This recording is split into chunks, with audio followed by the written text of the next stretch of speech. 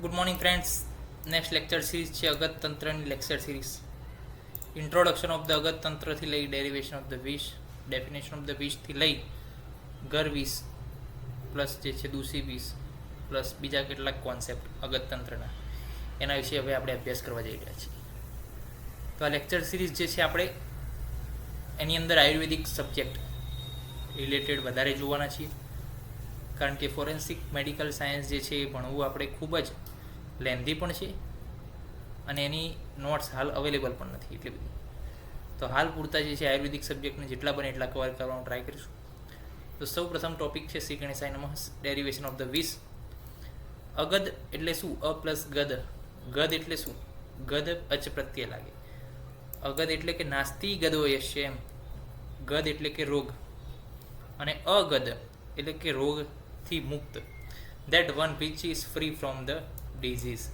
નાસ્તિ ગદો યસ્માત એટલે કે જેને ડિઝીઝ અફેક્ટ કરતો નથી. વિષ નાશ કરવાનું વિજ્ઞાન એટલે અગતતંત્ર. તંત્રની વ્યાખ્યા શું છે? તન્યતે વિસ્તાર્યતે જ્ઞાનમ અને તંત્ર. એટલે કે તન્યતે વિસ્તાર્યતે કે જે શું કરે છે? જ્ઞાનનો વિસ્તાર કરે છે, જ્ઞાનનું એક્સપ્લેનેશન આપે છે, ડિસ્ક્રિપ્શન આપે છે, એને તંત્ર કહેવાય છે. ત્રાયતે શરીર મને ઇતિ તંત્ર. That one which is by protect our body is called તંત્ર. That one by which protect our body એટલે કે જેનાથી આપણી બોડી જે છે એ પ્રોટેક્ટ થાય છે, એને તંત્ર કહેવામાં આવે છે. દાખલા તરીકે પાચન તંત્ર છે, પછી રુધિરાભિસરણ તંત્ર છે, પછી શ્વસન તંત્ર છે.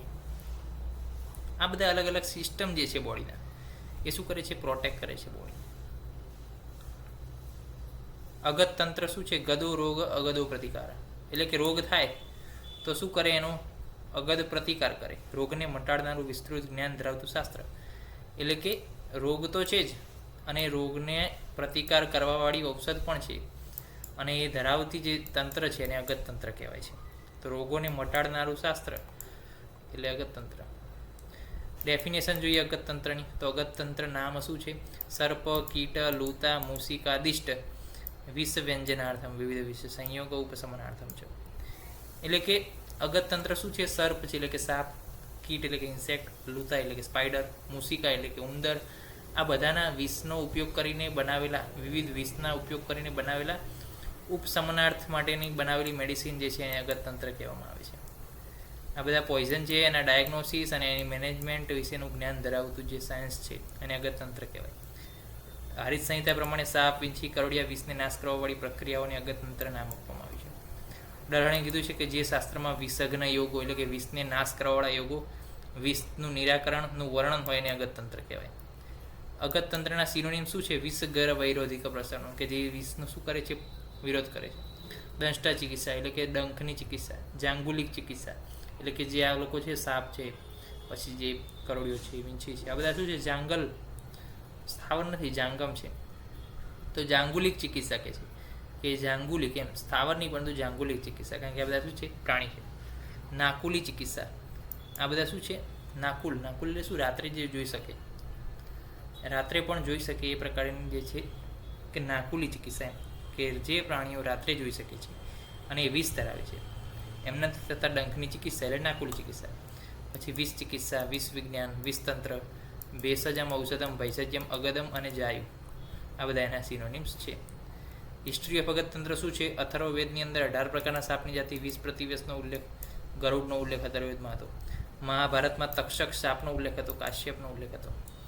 પછી અગ્નિ ગરુડ પુરાણમાં વિષ અને વિષ ચિકિત્સાનું વર્ણન પણ છે. કૌટિલ્ય શાસ્ત્રમાં વિષ કન્યાનું વર્ણન છે. તો આ બધા જે છે વર્ણન આપેલા છે.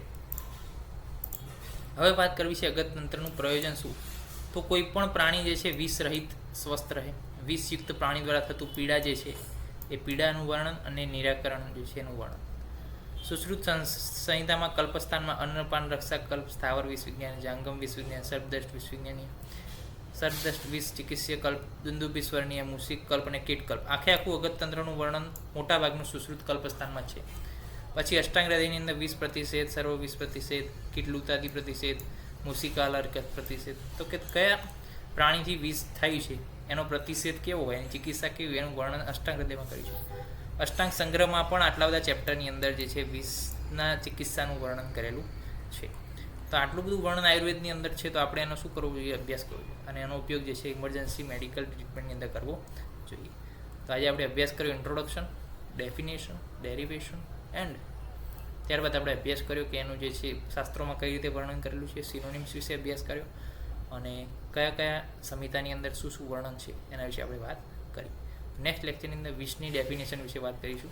ત્યાં સુધી રજા આપશો. જય હિન્દ, જય ભારત, જય આયુર્વેદ, જય ધન્વંતરી. નમસ્કાર.